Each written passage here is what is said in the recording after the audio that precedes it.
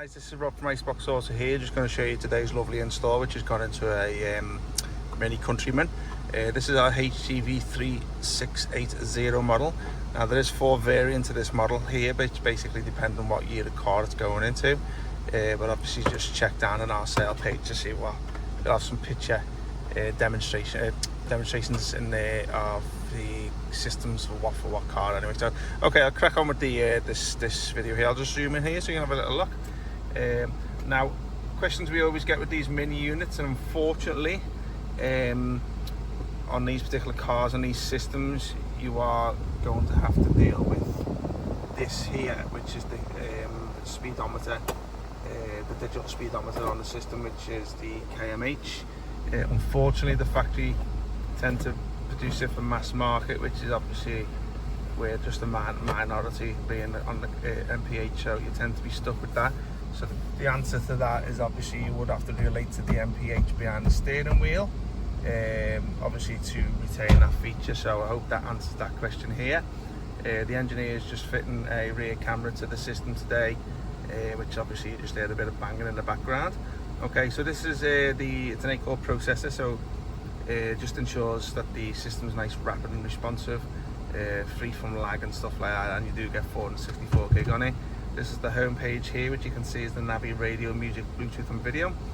The navigation is just a shortcut, so you can add any maps of choice to there if you want to download them from the built-in Play Store. Android is the operating system, but it will work totally fine with iPhone, don't worry about that. You got it's navigation homepage, so shortcut here, so you can just basically add Google Maps, Waze, Copilot, whatever you want, just download it onto the system. This radio here, excuse the little knock on the video, this radio is an FM AM radio, so you can have the radio station names down here, which obviously you can see.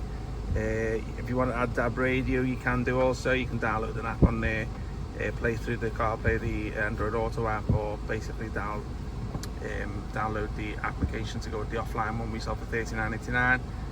We can speak to you in due course. This music and video one here, so it does come with built-in inputs for USB cables. Obviously enough room to put them into your glove box, so if you want to put your movies and films and music albums onto a USB pen, you can play them through these apps here.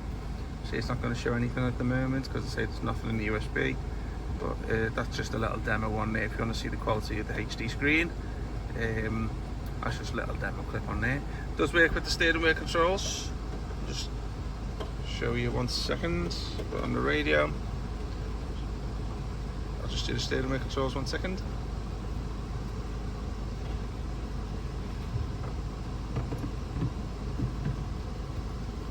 Okie doke, just get one there, as you can see. Sound like this. Let's lower it down. Obviously YouTube don't like you playing music. So I'm just going to show you some more applications on here.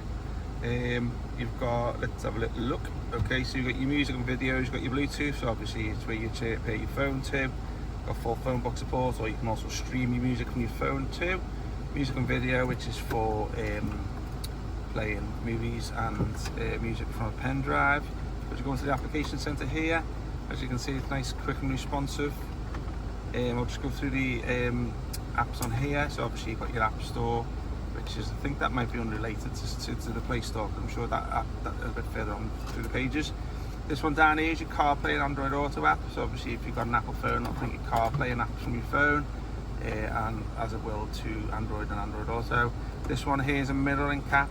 I won't promote that to you because they tend to be getting phased out, and the $10, like all the developers tend to be putting all the money into this app here, and this one will be phased out, so it'll start being less and less compatible with your phone. So don't buy it for MirrorLink, I'll be truthful. Just go for the CarPlay or download the app that you want onto the system through the Play Store. Or so if you want to add like a TV box to it, you can do that too. There's your Bluetooth for your streaming, a few little browser apps and steering wheel control apps there. This is your DSP sound processor application, which basically allows you to enhance the output and play around with that side of things. Going on to the next page, so you've got file manager, so that's good if you want to download any apps that are not on the Play Store. If you like your IPTV and stuff like that, you can download it through there. If you know, you know. gallery, Google. There's Google Maps there. There's a couple here which are basically from on the homepage like radio, the Navi music player. Here's your Play Store, so if you want to download any applications from the Play Store, you can do so also. Let's go to the last page. Okay, a lot of questions we get is about this particular app here, is the vehicle settings app. So obviously this is where it shows things like tyre pressure and stuff like that, and car's trip computer. So I'll just zoom through this slowly so you can have a little look.